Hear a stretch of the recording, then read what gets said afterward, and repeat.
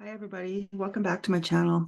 Something came up during last month. Yeah, something that I thought that I would share with you, and I wanted to talk about the concept of going no contact and what that's been like for me.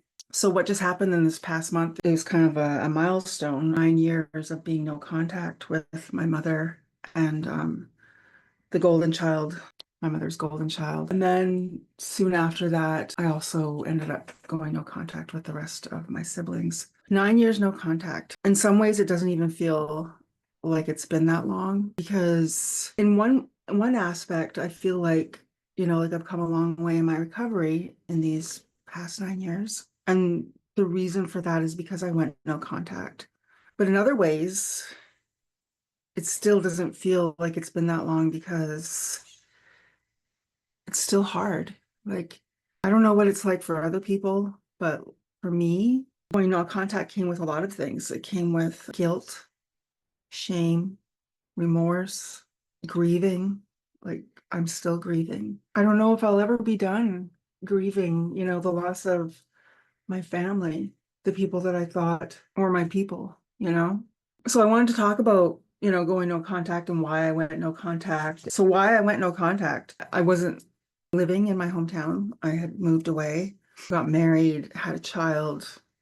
I was away for 9 years. The last couple of years, first of all, my dad died, and my dad dying was the thing that it was the linchpin, like it was the thing that set off everything. After my dad died, my mother and golden child sister turned against me. I was considered my dad's favorite. I believe that we were close, my mother and my golden child sister. I believe that they were close to me as long as my dad was around, as long as he was around, because they needed to be nice to me because I was his favorite. And they needed to be nice to me so that, he would not be mad at them. And even though I think that of my dad as being like an enabler of my mother, in some ways, he was also very dysfunctional and toxic himself. I noticed after my dad died that my mother, or my sister anyways, the golden child sister, was pulling away from me. After my dad died, I went into a deep depression. I isolated myself. I stopped leaving the house. I wouldn't answer the phone or text back when people phoned me or text me. When my golden child sister phoned me, like I didn't answer, and I guess it was happening a lot, and I just it wasn't anything personal against her, you know. I just was having a hard time. So she talked to my narcissistic mother about that. Because my narcissistic mother then told me about it, how she's, wondering why I'm not answering her calls. I mean, my father died. I was going through stuff, and but I guess for people like them that are they're very entitled, and they feel like they're more important. To be fair, like my narcissistic mother made everybody aware that she was more important than us. The golden child was more important. She was the most important one, in the family. And I guess if you see it that way, like if you're looking at it that way, then if you look at it from the other perspective, like is and that I was my father's favorite, I was also seen as a golden child in the family to some of my other siblings. Even though I knew that I was not, I was not by any stretch of the imagination on the same level playing field as the golden child, my mother's golden child. It's not like it was said right out. Like I don't remember it being said like, like you're not more important than the golden child, the golden child's more important than you. Like it's not like it was said like blatantly like that, but everybody knew. And we were also compared to her all the time. Like, why can't you be more like your sister? Why can't you be like, more like her in this way and that way? And we knew that we weren't seen as the same as her. I ended up moving back home because I was I like I was going through all of this, stress from losing my father. Um, I was grieving, I was shutting down, I was isolating, I was, and then my mother would come and visit. And like at the time before I moved here, I was doing a master's of education and I had a 2-year old. And I was still breastfeeding him, and there was just all of this stuff going on. And I was convinced by the Golden Child that I should take this master's program. Before I applied for it, I started going to see a counselor. Then she got me in to see the psychiatrist because I was really struggling. And I was talking to him about how I just cannot concentrate. I don't know how I'm going to finish this master's program. I can't even concentrate on what I'm doing. And he told me I could take a leave, because he said, like, if somebody broke their leg and they were, wanted to climb a mountain, would you tell them that they can't take time off to heal their leg? Like, would you tell them that they have to, continue doing what they're doing? Or would you suggest that they take the time to heal themselves? So with that, I decided that I was going to take a leave from the master's program. And I also felt like I felt this strong, strong compulsion, this strong urge, this strong need to move back home and to be with my family. I needed to be with them, and I didn't know why. So we had to sell our place there where we were living. And then in order to buy a new house, a mortgage in my hometown, we needed to like get jobs. Like my husband had to get a job. We had to and then get, you know, be at that job for a while and then get, like a written letter of employment and all that kind of stuff so that we could get a mortgage.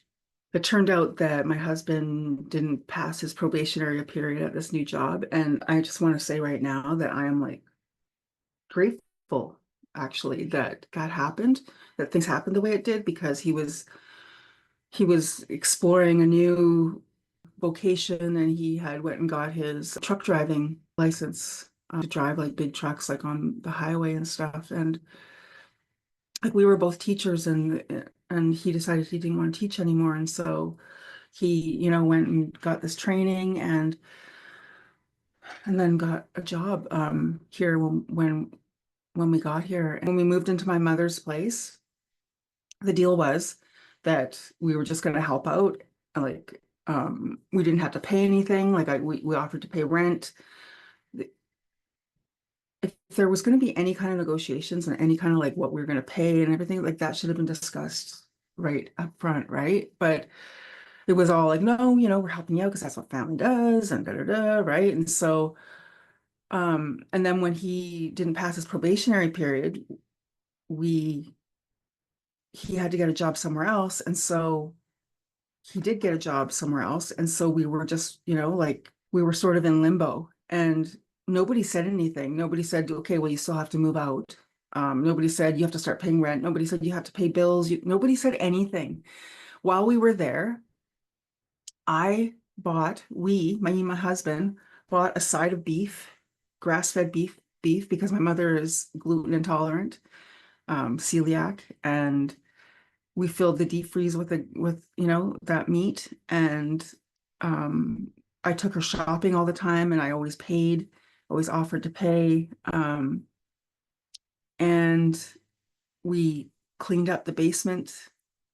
It was full of old junk, and we like paid to bring metal and stuff to the dump to get it recycled. Nobody once said, hey, you need to do this, you need to do that, you're overstaying your welcome. Nobody once said anything to us. Like, not a thing, not a word. So then for the Golden Child to all of a sudden show up one day to say that we had to get out, we had to find a place, and we only had until the end of the month. That gave us like 2 weeks. I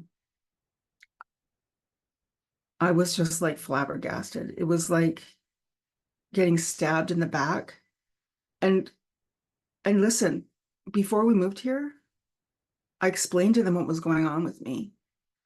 explained to them why I had to, take a leave from the master's program. I told them that I was going, like I needed time to heal and work on my mental health. So these two women that I thought were like the closest to me in my life kicked me when I was down and, basically pulled the rug out from underneath me. So we ended up having to rent this place. It was like way overpriced, but we got it. We found like my husband, secured it like the very next day, if not that day. So we started packing like right away so we could get out. When she kicked us out, she was saying like, like you could have paid for this and that or whatever. And it's just like, well, why didn't anybody ever say anything? Do you know what I mean? Like the grown-ups, like talk to us. Like we're supposed to just read your mind and understand like why didn't anybody ever say anything? And if they try to say now that they did say anything, they're full of shit because they never said anything. So I did not go no contact with them right away. It really affected me what they did. Them kicking us out, like that happened like in end of June. And I didn't go no contact until September 15th.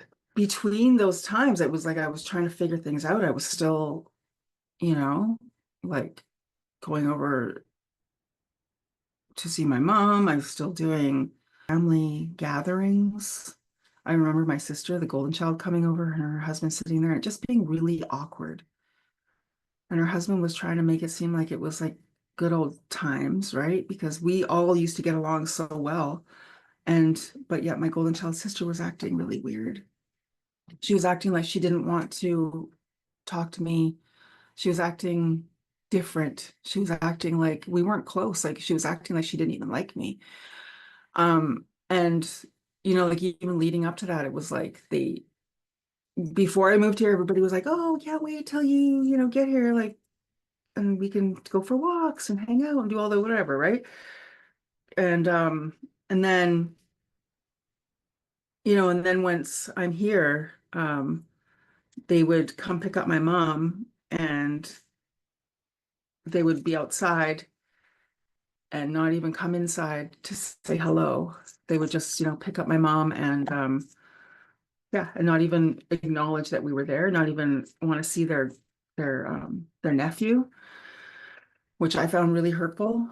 Um, like do what you want to me, but when it starts affecting my kids, that's when I start sort of noticing, right?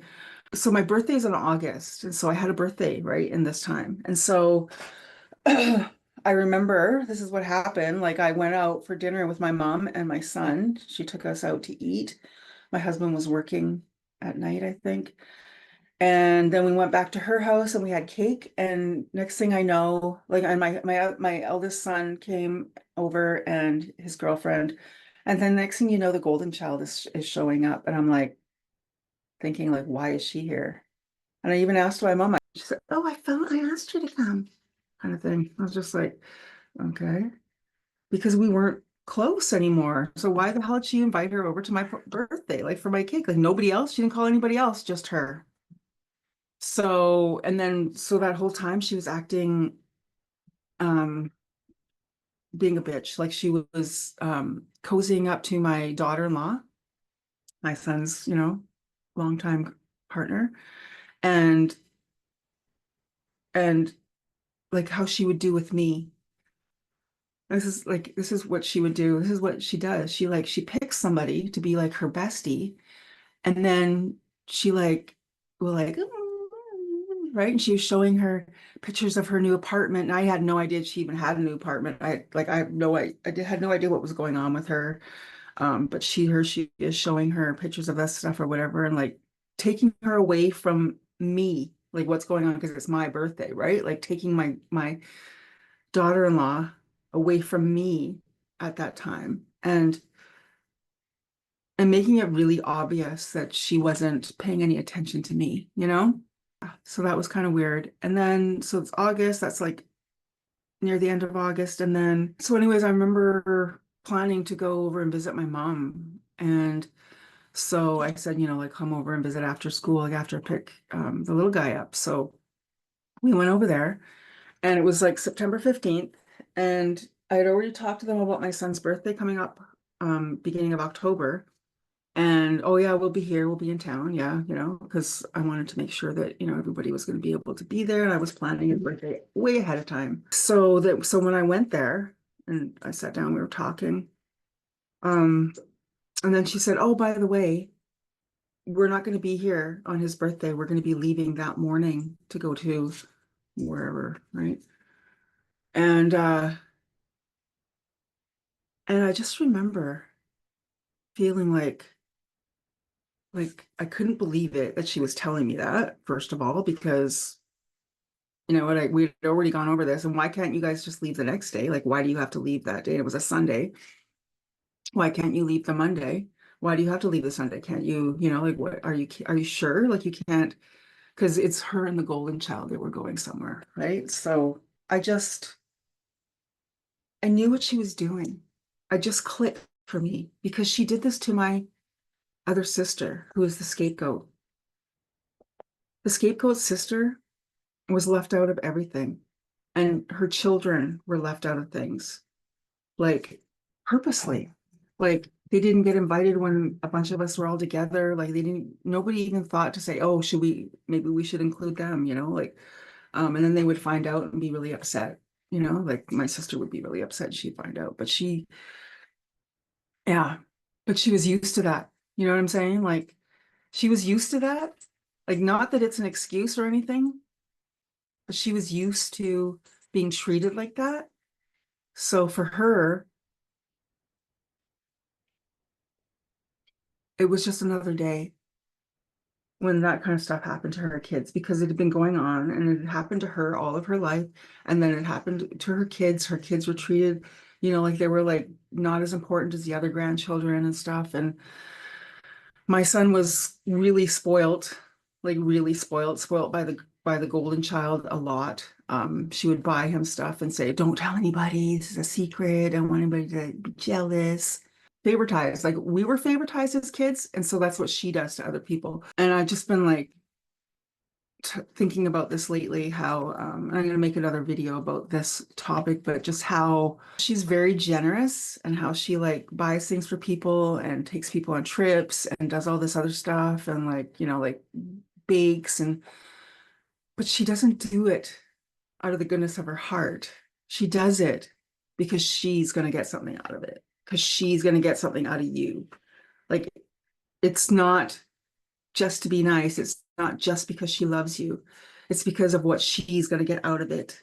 So anyways, when my mother, like said, "No, we have to leave," I stood up like instantly. It was just like a reflex. I just stood up and I just said, I can't, I can't be around you anymore. I can't see you anymore. I'm sorry. Like, I stood up and I told her I couldn't see her anymore. Or the golden child. I said, "I don't want to, have anything to do with either of you guys anymore because I know what you're doing."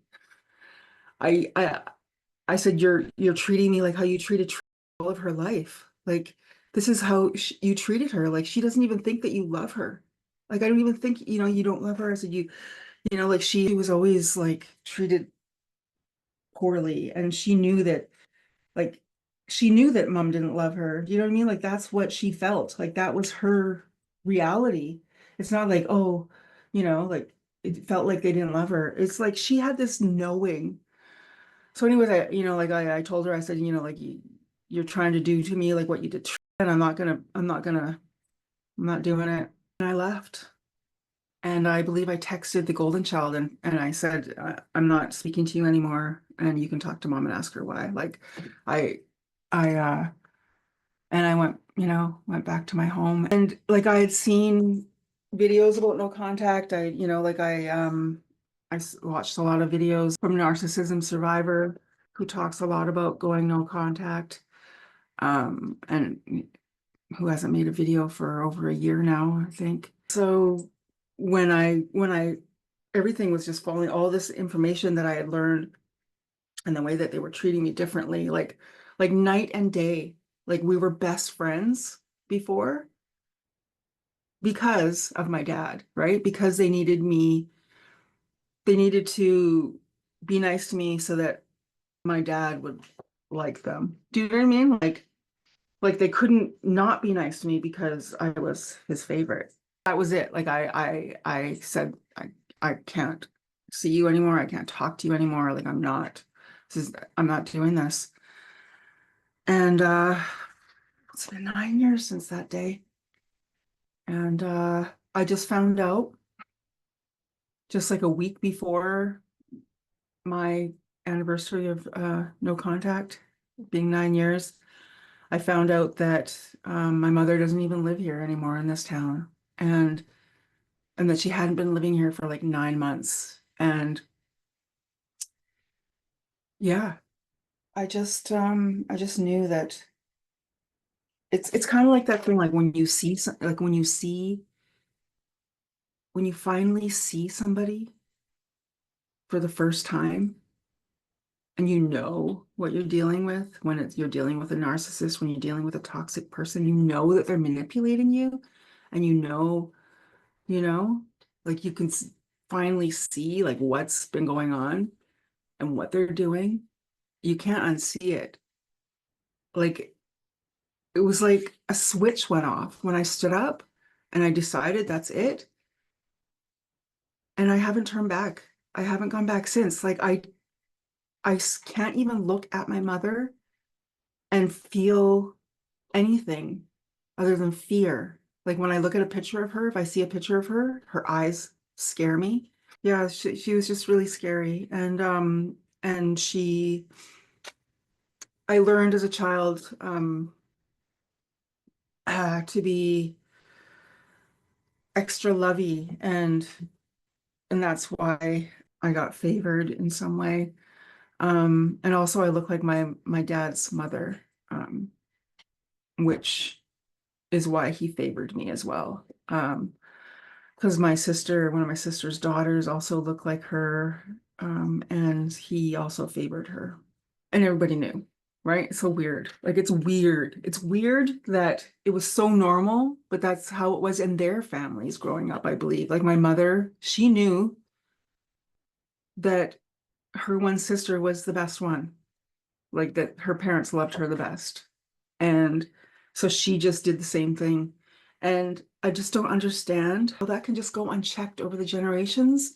But when it got to me, with the knowledge that I learned, right, with this new knowledge that I'm learning, I took it in because there was no denying.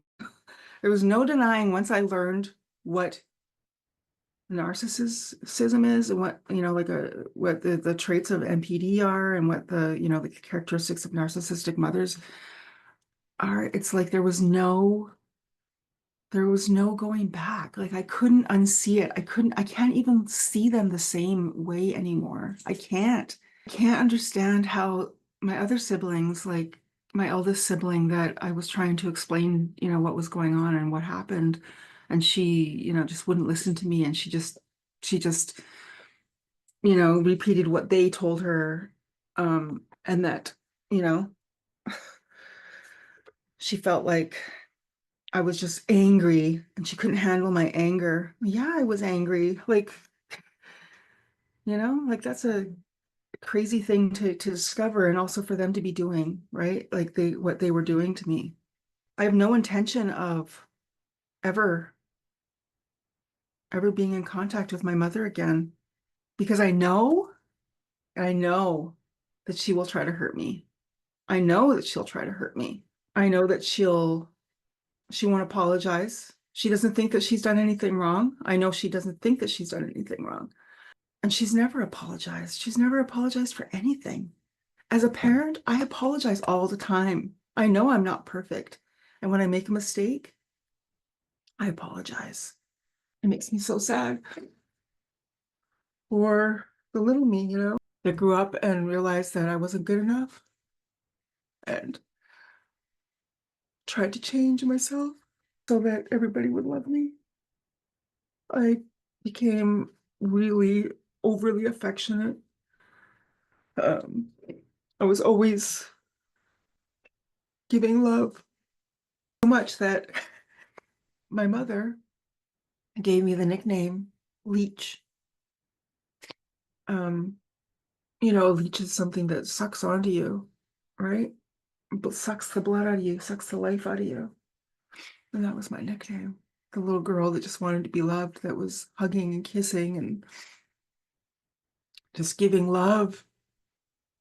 That's what I figured I had to do, right? I mean, it's part of who I am. But I saw these people in my life and how they were behaving, and I felt like I just had to give them more love. And yeah, so that's what I did. And I don't know, I'm still really, really sad about, not having my family. It still really affects me. I'm still really affected during holidays and birthdays. Sometimes are harder than others. This past year, for some reason, starting before Christmas, it was really hard. Like I was really struggling ever since like December, early December. Just I was really struggling, and I'm still, like let's just say like I'm really like really working on healing, my inner child, because there's a lot of hurt and a lot of healing that needs to be done. I don't think that I can ever go back. I have wondered now and then if, that maybe I could speak to my eldest sister again. I know that it's best if I just stay no contact with everybody, because they're this family unit and they're still under the narcissists. It's like a cult, you know? Um, Everybody has to please the narcissist and not, displease the narcissist so that they won't get abused. Yeah, so I don't know. It's just, I just can't imagine being in contact with any of them and then them just telling everything, to the narcissistic mother and the golden child. Because they're all, still really close. My mother is like, she she would constantly triangulate us. Like she would constantly talk to us about each other, um, cause fights between us. Always, saying, "Oh, your sister said this," or "What do you think about this?" kind of thing and stuff or whatever. And like always doing that. And I didn't realize it, until I learned about narcissists. And then, you start looking back and you're going, "Oh my God," like she was constantly making us fight with each other. I think she loved it. She would feed off of it. Because she was always causing like fights when we'd have family dinners too. Like she would blame one of us for it, but it was her that started it. It was her that said something or, you know, mentioned something or whatever. It was always her that was orchestrating it though. It was maybe, one of my sisters freaked out at the other one, but it was because of what she said. It was because of what she started. Funny thing is that, I said I started suffering, feel like I started really going into like chronic freeze, basically shut down, like and like I feel like I've spent a lot of my life in this functional freeze state, and then every once in a while I would go into this chronic freeze and shut down and have to like, drop out of school or take a leave from a job or, take a leave from school, like stuff like that. And that happened a few times throughout my education career kind of thing. And like, but anyways, what I'm saying is that it's funny that it happened when it happened because that's when she moved away. And I don't know if it's because, like I sensed, something. But you think I would feel freer, but because like this is a very small town and I've been isolating myself a lot and because I don't want to run into them. But um not only like my narcissistic mother moved away, but also the golden child. Like the golden child moved away first and then she moved to where she is, which is something I never thought would happen. I never thought my mother would move away from here. And I actually never thought that the narcissistic sister would move away from here. But, you know, she had to because that's what she had to do to keep getting praise and keep getting love, quote unquote love from my narcissistic mother. She had to continue moving ahead in her career, right? So she couldn't just keep, working at the local college. No, she had to like go and get a job at the university or one of the universities. And she couldn't just get her PhD, like her master's and then her PhD. Now she's got to be continuing going to school and getting like postdoctorates and stuff like that. And because that is how she got love. That's how she figured out that she would, get praise and love and she'd be smart. She was smart. She was skinny. She figured it all out at a very young age. She figured out how she could um, get that spot and how she could keep it. Like she knew what she had to do to keep in that spot. And it's sad because like as somebody in it, it's like, oh, like as one of the sisters, one of the siblings, growing up, it's like you can tend to feel jealous of that, right? Of the attention and the praise and the love that she's getting. But when you look at it after you know what's going on, you realize that that's not real love. She's not really getting love. She's, you know, she's playing into the narcissistic's manipulation tactics because she wants her to look good because she makes her look good. Like,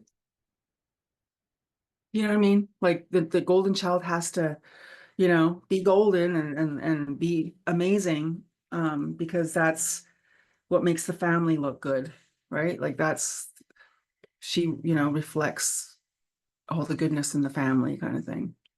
Like I do struggle sometimes with thinking, well, maybe it would be easier. Maybe I wouldn't feel so like I still have so much further to go in my healing journey if I just had them back in my life again. If I just, apologized and say, like apologize for going no contact or, for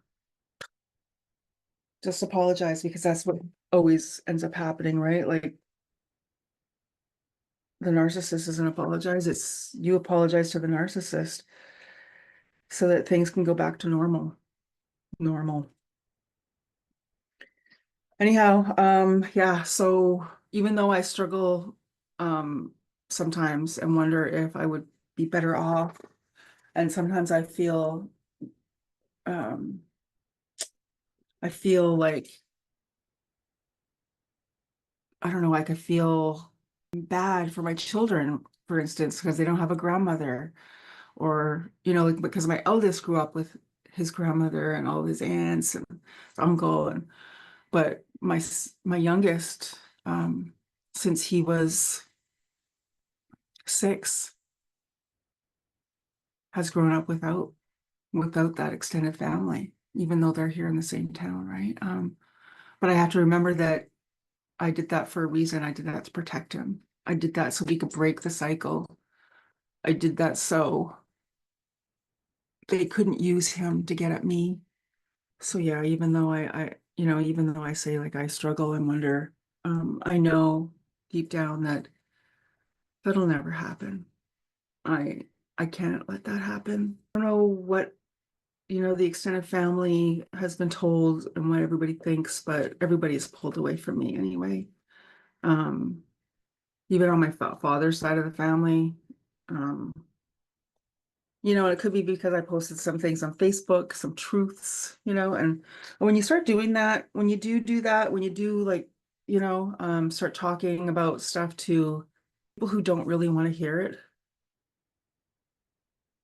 I feel like you start becoming the crazy person, the one like when you're like talking about the trauma and what people did to you. And normally people like, it's like, you don't talk about that. That's not, you don't talk about that. Like so many people, you can tell if they grew up in a toxic family by their reaction to how you, um, by their reaction to you talking about your trauma, to like not remaining silent. You can tell that they grew up in a toxic environment because of the way they react. Because when we grow up in abusive, toxic families, dysfunctional families, we're not allowed to talk about what's happening to us. We're not allowed to, talk about what is going on. And so like um, when somebody starts speaking out, um, and then, the narcissist and the rest of their family is like, because that's what she does. That's what she always labeled the scapegoat, my sister growing up, as crazy. Because my sister every once in a while would freak out and say stuff and like tell things, and she would say she's crazy. She's just crazy. She's got mental problems. She's this and that, right? And so that's what's happening with me now, I believe. Like I'm the one who's crazy. I'm the one with mental problems now. And I'll be the first one to tell you, yeah, I am. I do. I have complex post-traumatic stress disorder from growing up with my mother as a result of having her as my mother. I have this, nobody else was able to break the cycle, like not even the scapegoat. I thought, eventually that she would break away. And especially when I was talking to her and saying, like telling her that I see all of this stuff now. And she's like, oh my God, yes, that's true. Like this is, and she told me that after I went no contact and after I told my mom that, like I know how you treated her, she's a scapegoat on you, like how you were with that scapegoat sister. She started hugging her. She started going up to her and treating her differently. And the scapegoat sister was like, what's going on? Because she was so not used to that. And that's shows me that we had two different mothers. Like, because my mom would put her arm around me, right? Like, I mean, I was always the one that was like, "Mm," right? But she would also like hug me and, put her arm around me, hold my hand, stuff like that. But with the scapegoat child, she never got that. And she hardly ever got told that that she loved her. She didn't hardly ever tell her that she loved her. And so when she started doing that after I went no contact, see, like the things, like, stuff shifted, right? So she was like freaked out. She's like, what's going on here? Like why is she all of a sudden treating me differently? And so I told her why. I told her because I told her. I called her out on how she treated you all your life. Anyhow, 9 years, no contact. Just found out that she no longer lives here. That when I go to the doctor, I'm not going to run into her at the doctor's office. I'm not going to run into her at the Safeway, at the grocery store. I'm not going to see her walking down the street, which feels good, which is like, oh, thank God. Um, but it's taking me a little while to just sort of wrap my head around it and to get familiar with the idea that she's not here because it's just weird. And what's weird is basically me and the second oldest, the one I have always described as being a malignant narcissist. She's possibly ASPD as well. Just me and her live here now. It's me and her and one of the scapegoat child's, no, two of the scapegoat child's children live here. And then my children. And that's coming from a family of, there's six of us kids. Let me know if there's anything, touched base for you, if you felt any kind of, like any part of my story was similar to yours, or if any part of my story caused you to remember things about your story. And I guess that's about it. Like, I just feel like I have so much to say about this subject, but Let me know if you have any questions, if there's anything that I missed that you want to know about, that you think that is important that I should talk about. Because it's been so long, and I'm kind of in a new era, a new chapter of this no contact thing, because for the longest time we were in the same town and now we're not. Now she's gone. And I am slowly thinking about getting out more. And yeah, my mom's turning 90 next month. So yeah, it's a whole other thing. Her parents lived to be like in their late 90s. My grandpa was 101 when he passed. So I'm expecting her to live a bunch of years longer. I don't think that she's going to be gone anytime soon. Um, she's going to hang around, torture us for as long as she can. And yeah, I guess that's about it. Just let me know if you have any questions, if you want to share part of your story, if you resonate with mine in any way. Let me know in the comments below, and I will talk to you all soon.